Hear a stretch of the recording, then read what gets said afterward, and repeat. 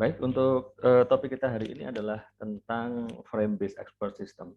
Jadi di dua pertemuan terakhir, di dua pertemuan yang lalu, em, saya sampaikan bahwa ada dua tipe expert system. Yang pertama ada yang disebut dengan rule based expert system, dan yang kedua ada yang disebut dengan frame based expert system.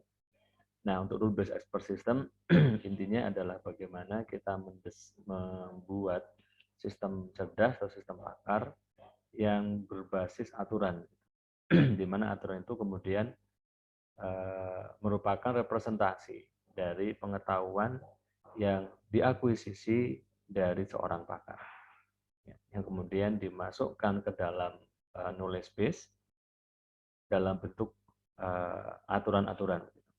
Nah, kalau frame based expert system ini sedikit berbeda, di mana akuisisi pengetahuan, ya, hasil akuisisi pengetahuan dari pakar itu direpresentasikan dalam bentuk frame, dalam bentuk frame kira-kira. Nah, apa itu frame? Frame bisa kita pergunakan sebagai representasi pengetahuan. Ya. Dan frame sendiri adalah dalam perspektif artificial intelligence, kecerdasan buatan, atau dalam perspektif programming, gitu ya. Frame adalah struktur data dengan pengetahuannya khas tentang suatu objek atau suatu konsep.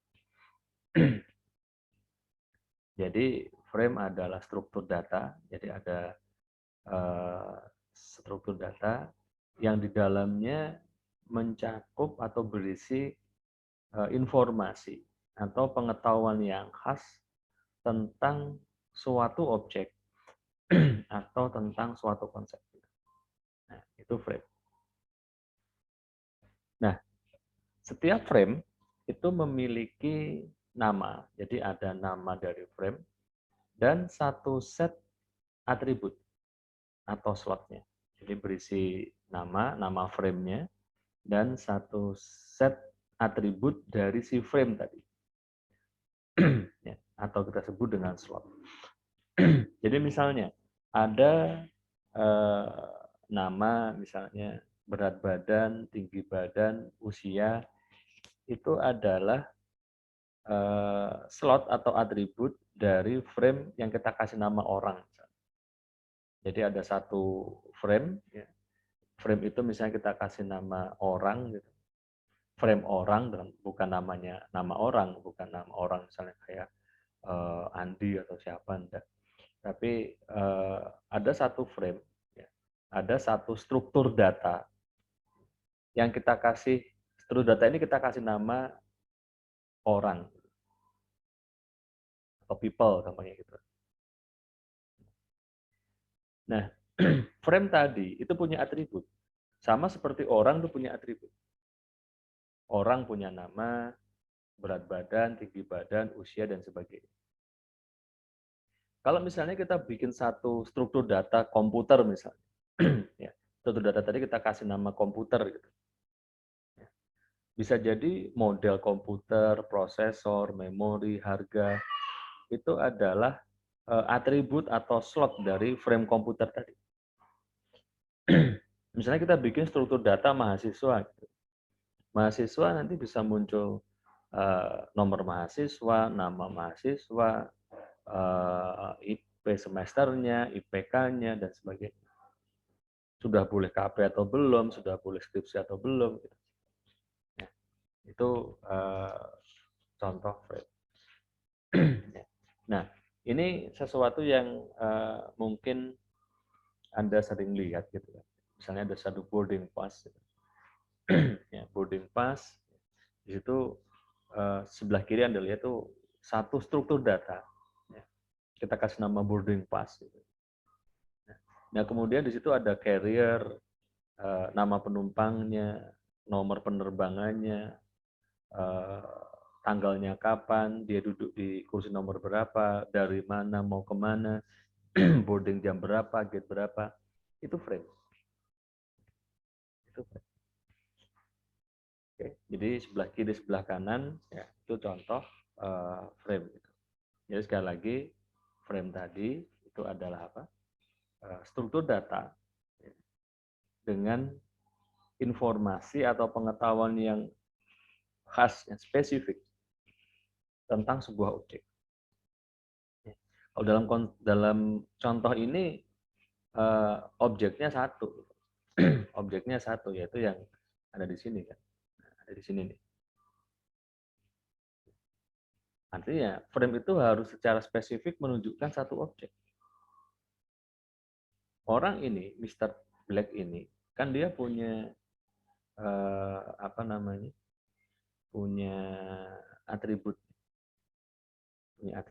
ya. Dia bisa mengidentifikasi flat number-nya berapa, tanggal berapa dan seterusnya. Ya. Contoh lain ini. Contoh lain. Ini juga contoh satu frame di dua objek yang berbeda. Ini objek yang pertama di sini. Ini objek yang kedua. Jadi ini ada satu frame yang berisi dua objek. Nah, ini contoh frame tapi di hewan. Ada mamalia, karnivora, burung gitu. Mamalia itu skin cover-nya bagaimana, activities-nya bagaimana, karnivora itu seperti apa, burung itu seperti apa. Itu contoh frame. Jadi sekali lagi perlu diingat dulu bahwa frame itu adalah struktur data, ya, bisa kita ambil, bisa biasanya data juga bisa kita ambil dari database atau kita simpan dalam database dengan pengetahuan atau informasi yang spesifik, yang khas tentang sebuah objek atau sebuah konsep. Yang perlu diingat bahwa frame tadi itu mempunyai atribut, ya, mempunyai atribut. Jadi kalau ini misalnya kita kasih nama frame boarding pass misalnya, menunjukkan sesuatu yang spesifik terhadap seseorang, informasi yang spesifik terhadap seseorang. Ini frame apa namanya? Saya lupa ini apa. Jadi semacam coba nanti saya ini lagi, saya review lagi, saya agak lupa ini apa. Ini frame untuk binatang misalnya. Ya, bahwa ini frame untuk animal, ya animal itu ada berbagai macam jenis, ada mamalia, ada karnivora, ada burung, dan mereka punya ciri masing-masing, punya spesifikasi, ya, punya apa? Kalau di sini tuh punya pengetahuan atau informasi yang khas tentang sebuah objek. Ya. Kalau di sini kan ada sesuatu yang khas, mamalia itu yang khasnya apa, karnivora itu khasnya apa, ya, bird itu khasnya apa, burung atau unggas itu khasnya apa. Nah, pertanyaannya adalah kenapa kita membutuhkan frame? Jadi kenapa kita membutuhkan frame dan kenapa frame itu bisa menjadi tool untuk mendesain sistem cerdas. Jadi frame itu menyediakan cara alami untuk merepresentasikan pengetahuan dengan terstruktur dan simpel dan ringkas dengan cara yang alami. Artinya apa? Ketika kita mengidentifikasi satu objek misalnya, atau mengidentifikasi satu konsep misalnya, kita bisa hanya mengidentifikasi atau menyebutkan ciri-ciri khusus. Ciri-ciri khusus yang membedakan satu objek dengan objek yang lain. Atau membedakan satu konsep dengan konsep yang lain. Gitu. Oke. Nah, ketika kita bisa mengidentifikasi apa namanya, ciri-ciri tadi kemudian kita masukkan ke dalam atribut. Jadi kalau Anda ambil misalnya ini, apa bedanya antara mamalia, karnivora, dan unggas? Jadi kalau misalnya unggas, contoh Anda lihat di sini, unggas itu dia dipenuhi oleh bulu, feather. Artinya segala objek yang hidup kemudian di seluruh tubuhnya itu dipenuhi bulu, gitu. Jadi most likely dia adalah unggas. Kemudian tapi bisa jadi kalau misalnya kita ambil aktivitasnya, kalau kita hanya ambil satu saja, ya, lay eggs misalnya, tidak semua hewan yang bertelur itu unggas. Artinya ketika kita mengambil satu ciri saja, misalnya lay egg saja, ya, itu masih bisa berasosiasi ke banyak jenis binatang. Bisa ke unggas, bisa ke reptil juga bisa. Ikan juga ada beberapa yang bertelur gitu. Nah, pertanyaannya apa sih yang membedakan antara ikan, kemudian apa tadi reptil dan burung? Salah satunya adalah kulitnya. Kalau burung, kulitnya itu di cover sama bulu, reptil tidak, ya. Kalau ikan tidak. Ikan sama reptil bisa jadi sama, kulitnya di cover sama sisik. Gitu.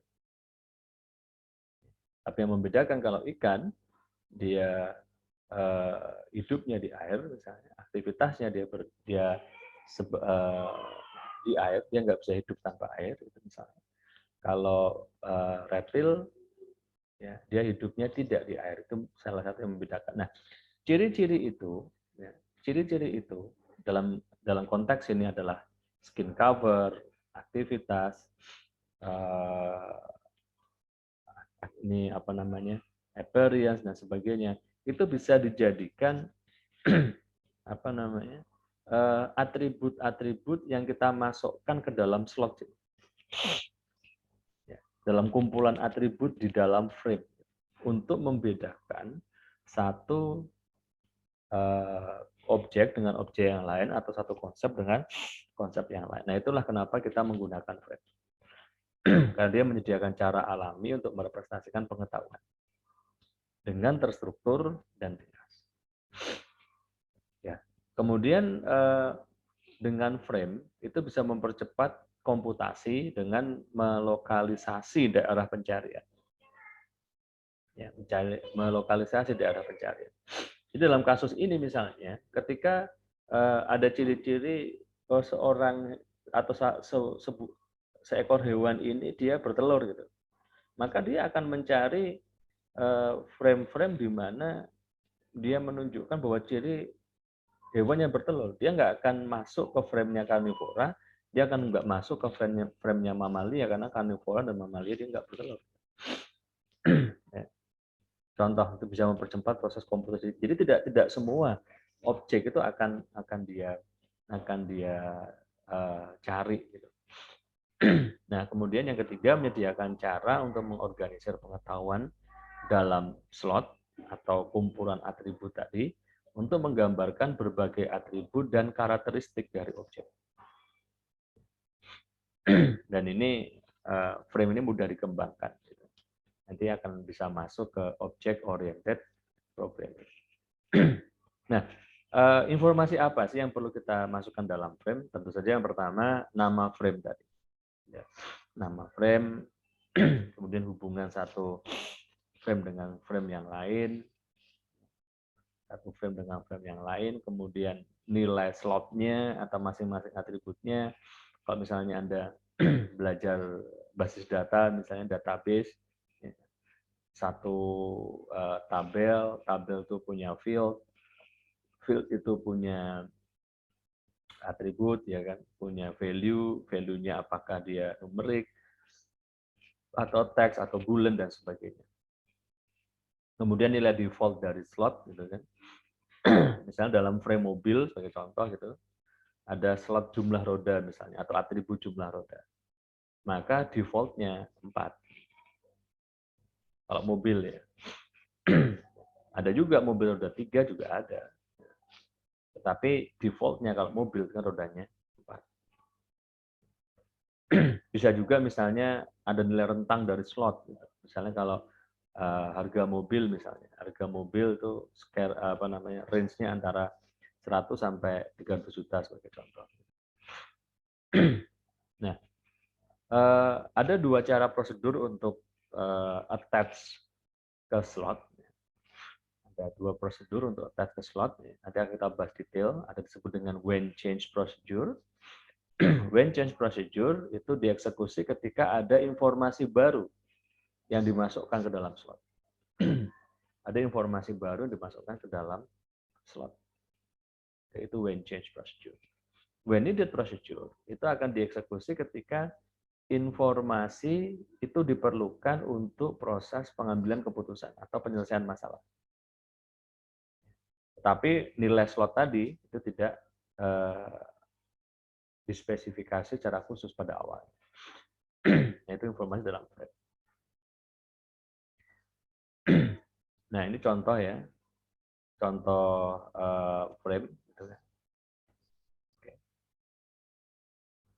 Jadi misalnya ada, kan udah lihat di sini nih. Oh, sorry. Ini frame nih. Ya, itu frame. Ada kelas komputer misalnya. Kemudian ini sampai sini itu slotnya atau atributnya. Ini adalah nama frame-nya.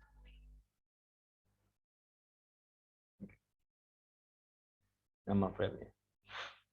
Jadi kemudian frame itu kemudian bisa mempunyai slot dalam frame tadi itu bisa punya informasi. Jadi misalnya kalau ini Anda lihat di gambar yang bawah, misalnya IBM Aptiva, ya, kelasnya komputer, ya, kemudian item code-nya berapa, modelnya berapa, dan sebagainya.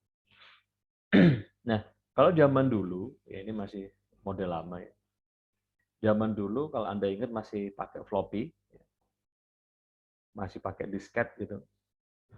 Floppy ya defaultnya 3,5 inch. Gitu. Jadi ada 5/4 inch itu yang ininya besar itu disketnya. Nah, kalau 3,5 inch itu kapasitasnya cuma 1,44 megabyte. Ya, 1,44 megabyte itu mungkin untuk berapa gambar aja habis. Satu film nggak bisa masuk ke situ. Kemudian power supply defaultnya 145, warranty-nya, garantinya berapa lama dan sebagainya. Ya. Kemudian ada yang disebut di situ ada default, kemudian ada initial. Initial artinya nilai awal yang dimasukkan ketika ada prosedur ini tadi, when change. Ketika ada ada informasi baru yang dimasukkan, ada when change, maka si stok tadi dia akan diinisiasi ke proses inisialnya yaitu in stock. Karena ketika ada barang awalnya barang kosong, kemudian ada barang datang disimpan, maka dia akan menjadi in stock, jadi inisialnya begitu. Kemudian ketika when change, ya, maka default tadi itu juga akan berubah secara otomatis. Ya. Kalau tidak ada tidak ada perubahan, tidak ada input manual dari programmernya, maka dia akan diisi secara otomatis pada nilai defaultnya.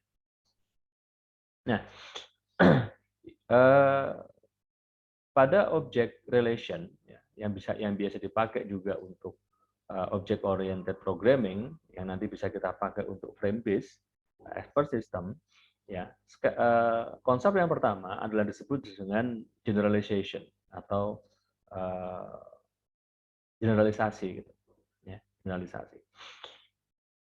Jadi misalnya di sini, ya, misalnya ada kelas vehicle gitu. Ada kelas namanya vehicle. Kemudian dia punya apa istilahnya? Punya subkelas.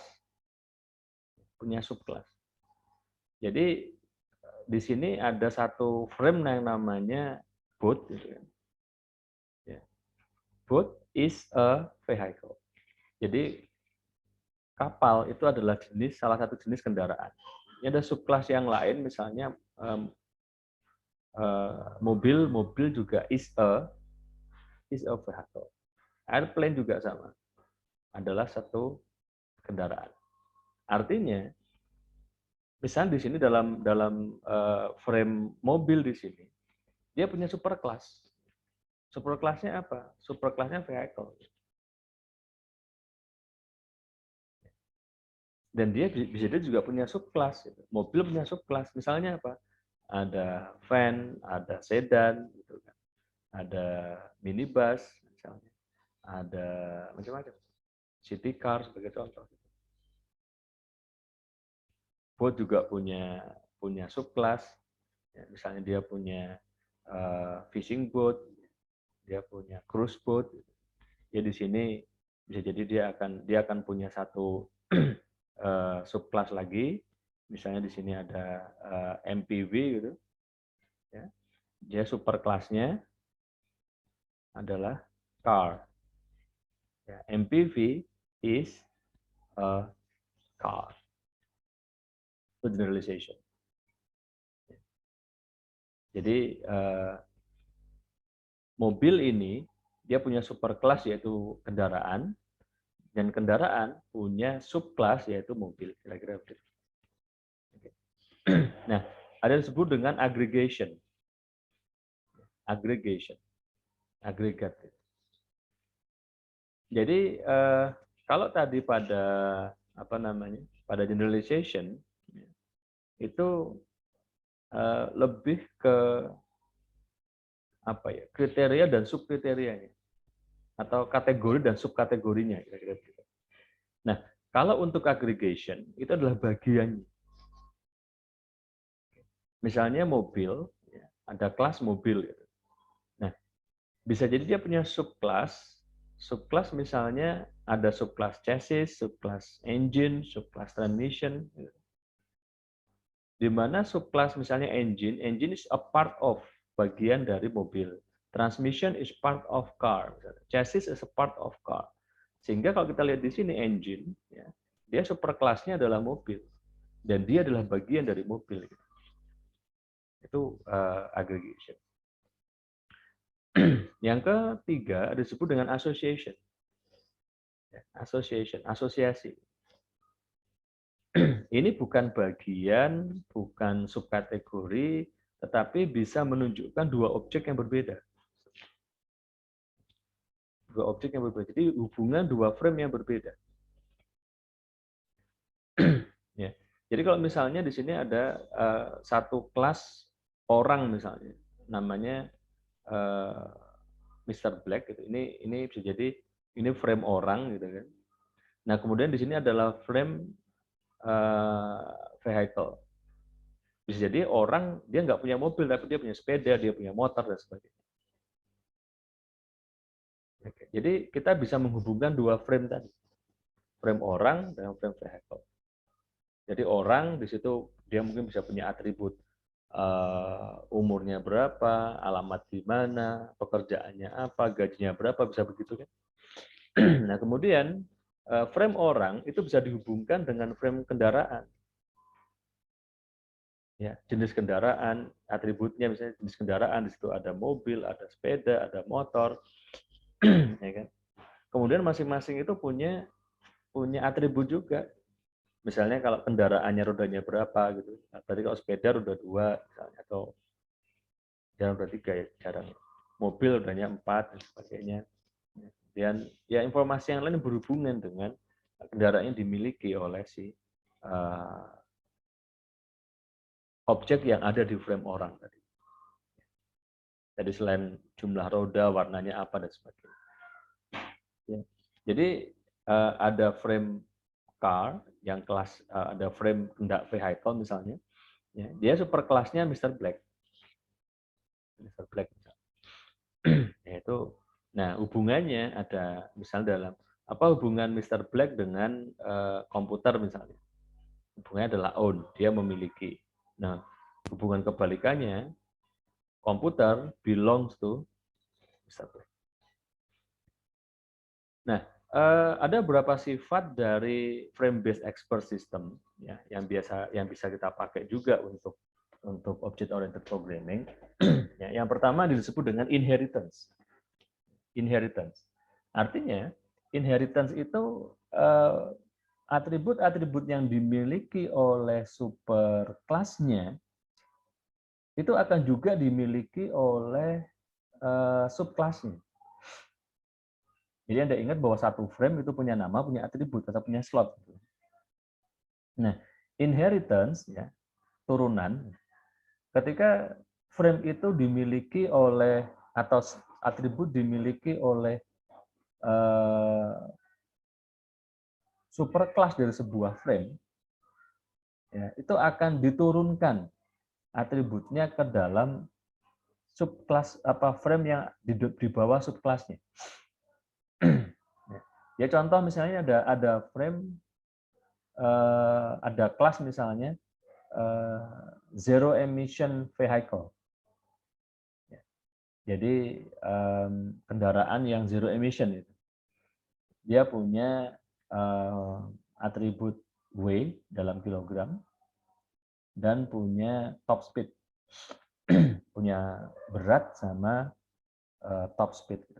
Nah, dia punya beberapa subclass, ya. Misalnya di sini electric vehicle, kemudian solar vehicle.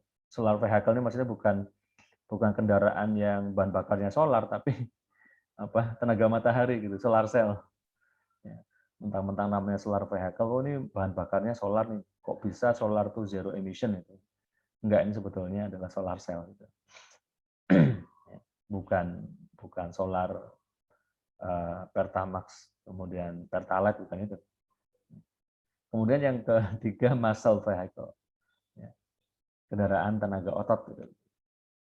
Nah, contoh lagi misalnya di sini electric vehicle, ya. Kemudian superkelasnya dia punya superkelas yaitu ya di atasnya. Artinya semua atribut yang ada di sini, misalnya W sama top speed, itu akan dimiliki juga oleh subkelasnya. Jadi nanti solar vehicle dia akan juga punya atribut yang sama di sini. Dia akan juga punya atribut W, dia juga punya atribut top speed. Ya. Ini juga sama, nanti dia harus punya juga di sini. Ya. Tetapi selain subkelas itu mewarisi atau mempunyai atribut yang dimiliki oleh superkelasnya, ya dia juga punya atribut sendiri yang membedakan antara satu kelas dengan kelas yang lain. Contoh misalnya dalam electric vehicle, dia punya atribut motor, motornya jenis apa? Motor listrik maksudnya. Kemudian tipe baterainya. Nah, baterai ini bisa jadi tidak dipunyai oleh muscle vehicle. Contoh muscle vehicle misalnya sepeda misalnya. Ya, sepeda, kemudian apa ya? Skuter yang pakai kaki itu apa namanya saya lupa. Ya. Artinya dia nggak pakai baterai. Jadi itu bisa jadi ada beberapa atribut yang harus dimiliki ya sebagai konsekuensi bahwa dia merupakan subkelas dari superkelas yang lebih tinggi, ya, itu harus dimiliki. Tapi di sisi lain bisa jadi dia akan punya atribut sendiri untuk membedakan satu subkelas dengan subkelas yang lain pada superkelas yang sama. Jadi ada atribut yang bisa membedakan ini misalnya ya kelas A, kelas B, kelas C ya, pada satu superkelas yang sama yaitu zero emission vehicle. Contoh tadi misalnya kalau electric vehicle dia punya battery type, ya, ini dia mungkin nggak akan punya battery type. Dia adanya pedal, misalnya. Kalau sepeda dia punya pedal. Tapi solar vehicle dia nggak punya pedal. Oke. Electric vehicle dia nggak punya pedal buat genjot. Solar vehicle dia punya apa namanya, solar cell. Solar cell nggak dimiliki oleh electric vehicle. Solar cell nggak dimiliki oleh muscle vehicle. Misalnya jenis solar cell-nya, tipe solar cell-nya, atau kapasitas solar cell-nya, dan sebagainya. Itu inheritance. Jadi intinya inheritance adalah konsepnya bagaimana superclass, atribut dalam superclass itu akan diturunkan dan pasti akan dimiliki oleh apa, kelas-kelas di bawahnya. Nah, ini contohnya yang lain lagi, ya. Misalnya lanjutan dari yang di sini tadi, kan kita pakai ini electric vehicle gitu kan. Ya, electric vehicle dia punya subclass ini, super kelasnya electric vehicle, subclassnya adalah mobil. Ya. Tadi di sini dia punya, ingat ada punya 4, ada W, top speed, motor, battery. Nah, subkelas di bawah yang juga harus punya itu. Misalnya kelas electric vehicle tapi untuk yang mobil, punya berat, punya top speed, motornya tipenya apa, baterinya apa. Tapi kemudian ada range. Range kali cas baterai penuh, dia bisa mencapai berapa kilometer gitu. Nah, kemudian kelas mobil tadi punya beberapa subkelas. Ini Anda lihat, superkelasnya adalah mobil, ya. Ya, subkelasnya ada truk, ada van, ada sedan. Nah, Anda lihat pada kelas mobil, ini ada berapa? 1, 2, 3, 4, 5. Ada 5 atribut, dan 5 atribut ini akan diturunkan kepada subkelasnya. Ya, misalnya di subkelas van, 1, 2, 3, 4, 5, sampai range, ya, udah dimiliki, tapi kemudian ada payload. Ya. Di mana payload ini, kalau van, itu kan dia kapasitas bawahnya berapa, itu bisa jadi tidak dimiliki oleh sedan. Yaitu inheritance. Ya. Nah, kemudian kalau kembali ke van, van dia bisa jadi punya subclass, ini Ford EcoStar. Ya, ini kelasnya van. Ya, ini adalah informasi yang ada di dalamnya. Ya, informasi ada di dalamnya. Oke, nah itu kira-kira inheritance dalam frame-based expert system. Nah, bisa juga ya memungkinkan ada yang disebut dengan multiple inheritance. Multiple inheritance. Jadi satu kelas ketika dia mempunyai lebih dari satu superkelas, satu kelas ketika dia punya lebih dari satu superkelas, maka semua atribut dari superkelasnya itu akan dimiliki oleh kelas di bawahnya. Jadi contoh ini, ada kelas electric vehicle, solar vehicle, sama muscle vehicle. Ini gabungan, ya, sepeda yang digenjot bisa, gitu kan. Kemudian dia pakai solar cell untuk ngisi baterainya. Ya. Kemudian dia bisa juga digerakkan dengan listrik. Jadi ada satu sepeda, gitu kan. Dia punya mekanisme sepeda listrik, gitu kan. Tapi ngisinya tidak dicas, bisa pakai solar cell. Nah, jadi kelasnya muscle solar electric vehicle. Dia punya 3 superkelas, yaitu electric vehicle, solar cell, dan muscle vehicle. Ya. Jadi dia punya 3 superkelas, dan kalau masing-masing superkelas itu ada, misalnya ada 2 atribut, gitu kan. Ya, ada 2 atribut misalnya, 1, 2, 3, 4, ada 2 atribut kali 3 superkelas, maka keenam atribut ini itu harus semuanya dimiliki oleh subkelas di bawahnya. Subkelas di bawahnya ditambah bisa jadi si kelas ini itu dia punya atribut sendiri. Gitu. Dia punya atribut sendiri. Gitu. Nah, contohnya misalnya ini, ya, contohnya. Oke. Nah, sekarang saya masuk ke dalam apa yang disebut dengan method and demand. Jadi expert system itu diharapkan dia tidak hanya bisa menyimpan pengetahuan, tetapi expert system diharapkan juga bisa melakukan validasi dan manipulasi pengetahuan dalamnya. Sekali lagi, validasi dan manipulasi pengetahuan. Nah, untuk menambahkan action, untuk add action to the frame, ya, untuk ke frame yang sudah kita bangun tadi, biasanya dibutuhkan apa yang disebut dengan method and demand. Ya, method and demand. Apa itu method? Method biasanya kita pergunakan untuk menentukan nilai dari atribut. Ya, adalah satu metode khusus untuk menentukan nilai dari atribut atau mengeksekusi sekumpulan action ketika atribut tadi berubah. Jadi tadi sempat kita singgung sedikit bahwa dalam frame-based expert system itu biasanya ada dua tipe method. Ya. Dua tipe method, when change and when needed. Ya. When change and when needed. Jadi itu adalah eksekusi ketika ya. Eksekusi ketika ada perubahan nilai dalam atribut. Nah, kalau demand, ya, demand itu adalah satu kumpulan kumpulan perintah, gitu kan.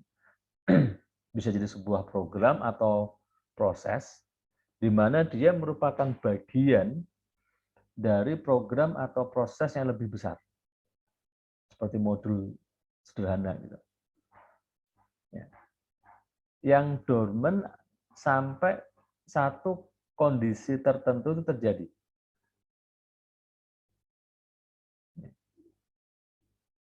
Nah, biasanya demand ini dia punya if-then structure. Punya if-then structure. Jadi kalau saya ambil contoh misalnya, sebelum saya contoh ya, kita review lagi apa disebut dengan when change and when needed. Jadi sekali lagi tadi when change itu adalah method, ini bukan demand ya, method. Method itu dieksekusi ketika nilai dari atributnya itu berubah. Kalau when needed, ya, itu digunakan untuk mendapatkan nilai dari atribut ketika dia diperlukan. Oke. Jadi contohnya begini deh. Ini adalah contoh misalnya untuk penilaian kredit menggunakan artificial intelligence atau menggunakan frame based atau frame based expert system. Oke. Jadi ketika kita masukkan informasi yang berhubungan dengan orang yang meminta atau yang mengajukan kredit tadi, ya, kemudian ada satu tombol gitu yang harus diklik untuk mengevaluasi kredit, maka akan muncul Sudoku seperti ini di sini, when change. Mulai, kemudian pursue evaluation of credit evaluation. Jadi lakukan evaluasi dari kredit misalnya gitu. When change. Jadi ketika when change, kalau Anda lihat di sini, itu dieksekusi langsung ketika value dari atributnya berubah. Jadi atributnya berubah dulu. Jadi misalnya ada satu form yang dimana kita harus mengisi informasinya. Nah, ketika kita klik, maka atributnya kan berubah. Nah, ketika atribut berubah tadi, ketika diklik when change, nah, ini sekali lagi when change adalah method ya. Nah, kemudian ada proses di dalam sini, ya, untuk menentukan kolateral, financial rating dan sebagainya. Nah, ini menggunakan demand atau diamond. Nah, ini adalah sekumpulan if-then structure, pemrograman yang menggunakan if-then. Ketika dimasukkan gitu, atribut-atribut baru, dimasukkan atribut baru, kemudian diklik, maka akan ada perubahan atribut, ya. Maka itu akan ada eksekusi method when change. Nah, eksekusi method when change itu akan menginisiasi daemon untuk mencari solusinya, dan kemudian when needed itu adalah memunculkan hasilnya.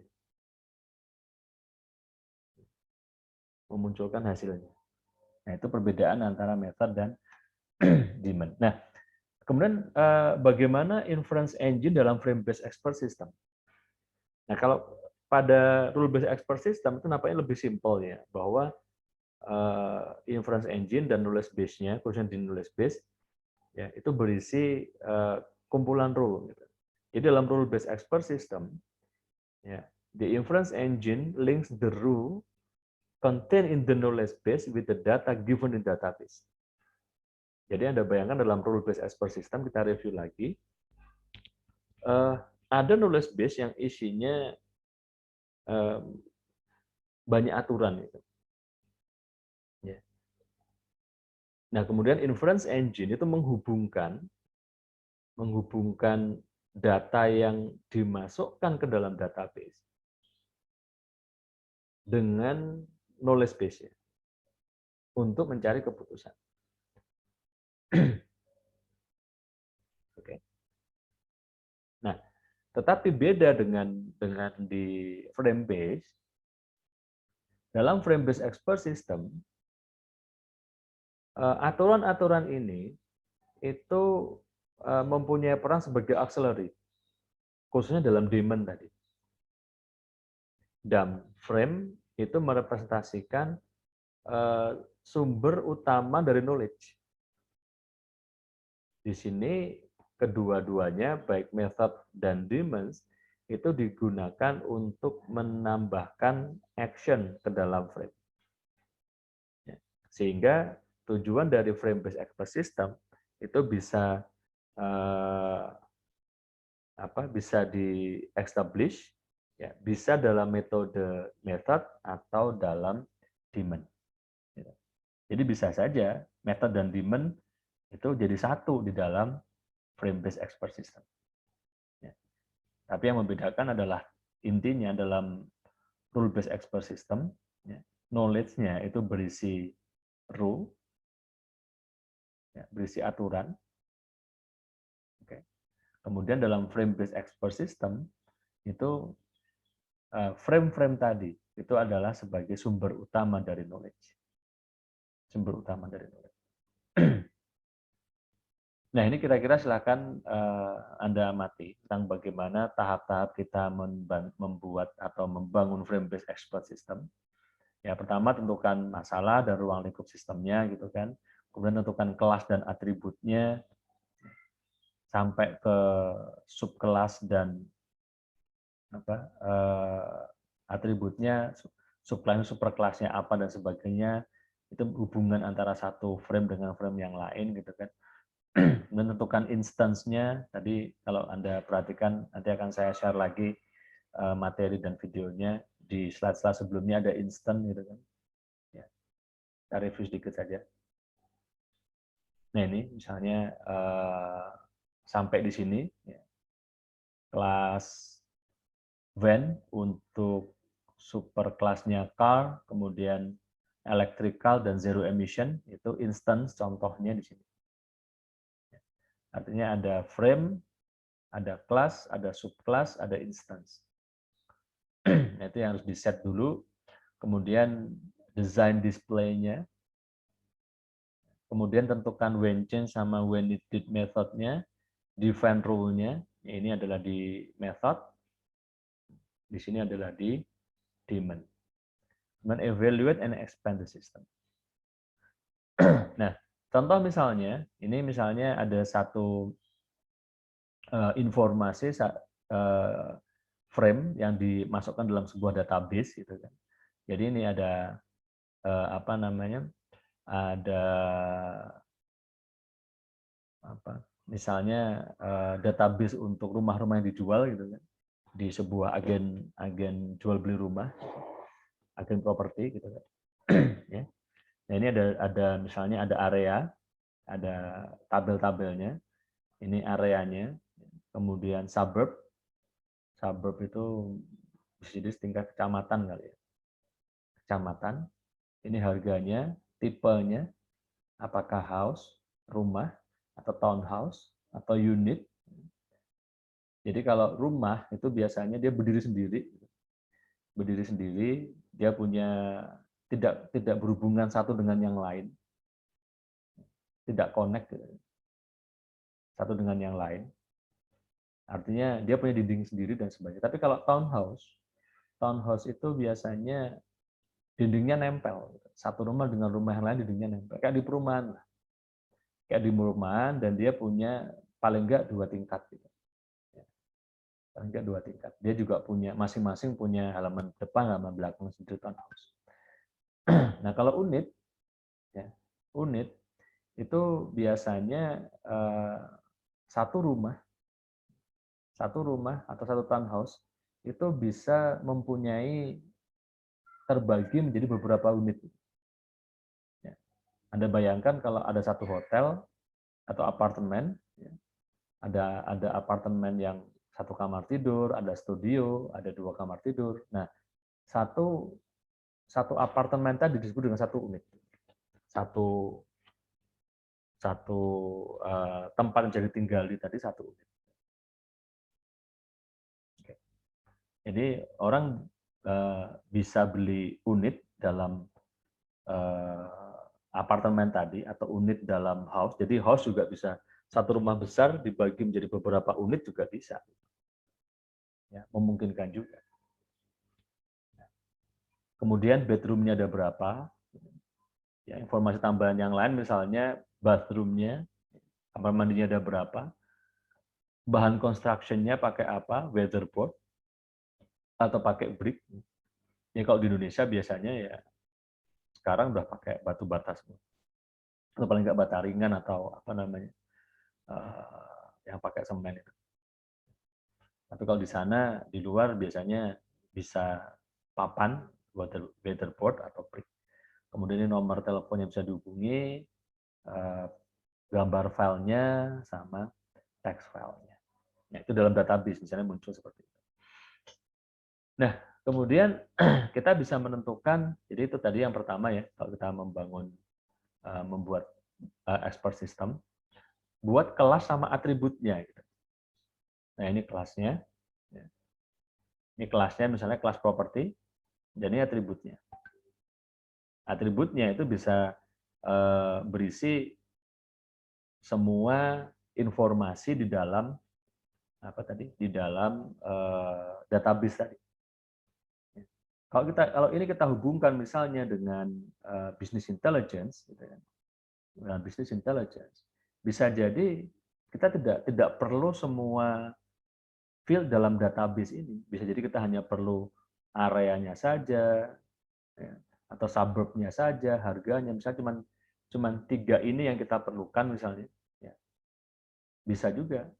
Jadi tidak semua nanti akan dimasukkan ke dalam data warehouse. Dan ini perlu ada proses ETL, extract, transform sama load, ya, database-nya kemudian dimasukkan ke dalam data warehouse untuk business intelligence. Ya, tapi ini beda kasus, misalnya untuk artificial intelligence untuk pembuatan sistem pakar. Nah, bisa jadi yang di konsep sistem pakar yang frame base itu kita ambil dari data yang ada dalam data warehouse memungkinkan juga. Ya. Tapi itu out of topics lah. Ya, sekarang kita fokus ke frame base expert system dulu. Jadi kita bikin itu tadi, menentukan kelas sama atributnya. Jadi kelasnya property, atributnya itu ada semua yang ada di dalam field dalam database tadi, gitu kan. Nah, ini contohnya instance. Kelasnya property, instannya property 1 gitu. Ini saya ambil dari saya cuplik dari gambar yang pertama tadi misalnya. Properti pertama, central suburb, Newton, harganya, tipe rumahnya dan sebagainya gitu. Nah ini. areanya, central suburb masuk ke sini, gitu. Suburbnya Newton masuk ke sini, harganya ini masuk ke sini, dan seterusnya. Tipenya rumah masuk ke sini, kamar tidurnya 3, konstruksinya weatherboard masuk ke sini, dan seterusnya. Dia akan jadi satu setelah kita bikin frame-nya, ya, nama frame-nya dikasih, kemudian atributnya dikasih, nanti akan jadi instance-nya di sini. Akan jadi instance. Jadi masing-masing record dalam database akan menjadi instance di dalam frame base, dalam frame-nya maksudnya. Oke. Nah, ini kira-kira bagaimana apa namanya? Pseudocode untuk meng-create instance, silahkan Anda baca. Saya kira pseudocode sesuatu yang sudah sangat gampang buat Anda karena Anda sudah belajar logika pemrograman dan sebagainya. Nah, ini kemudian kita bikin display-nya. Ya. Ini misalnya ada apa? Ada tulisan ini. Itu contoh kita bikin display-nya. Ya. Gitu. Nah, misalnya kalau kita milih gitu kan, milih suburbnya mana? Ini. Kemudian bedroomnya berapa? Misalnya kita pilih gitu kan. Harganya berapa? Misalnya ini. Gitu. Bathroomnya ada berapa? Nggak ada masalah berapa saja gitu. Tipenya apa? Semuanya. Nah, ketika kita klik search, maka itu akan mengeksekusi metode when change. Nah, ketika di search akan mengeksekusi metode when change, dan kemudian when change ini akan menginisiasi daemon untuk mencarikan rumah yang tepat sesuai dengan kebutuhan orang yang mengisi di desain tadi. Dan misalnya muncul hasil seperti ini.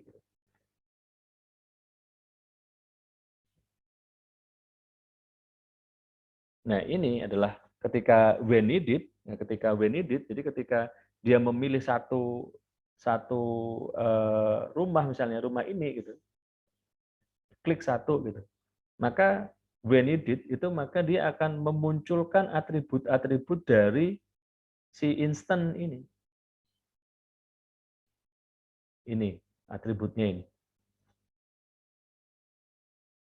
Ini misalnya ada lihat di sini ada modernize with architecture, flair, yet retaining the original charm dan sebagainya, itu kan sebenarnya tersimpan di teks. Anda lihat di sini. Ya, ada teks. Deskripsinya dari si rumah tadi. Gambarnya ada di sini. Jadi sekali lagi logikanya adalah ketika desainnya seperti ini, kemudian dipilih, ya, suburbnya mana, bedroomnya berapa, maximum price-nya berapa, bathroom-nya bagaimana, ketika diklik search akan mengeksekusi when change, ya. When change ini akan menginisiasi daemon. Nah, ketika daemon selesai, ya, kemudian menunjukkan hasilnya itu dengan when needed. Ketika diperlukan, maka akan ditampilkan. Gitu. Nah, ini kira-kira pseudocode-nya seperti ini. Jadi ini ketika action data, ya, when change, ya, ini yang akan dilakukan, ya, gitu. Baik, saya kira itu dulu untuk topik kita hari ini tentang frame based expert system, ya, tentang frame based expert system. Jadi silahkan jika nanti Anda membutuhkan file PDF-nya, ya, silahkan saya di kontak lagi, ya, siapa tahu saya lupa untuk upload ke Google Classroom. Baik, saya kira itu dulu, ya. Kita ketemu lagi insya Allah di pertemuan yang akan datang. Kurang lebihnya mohon maaf. Assalamualaikum warahmatullahi wabarakatuh.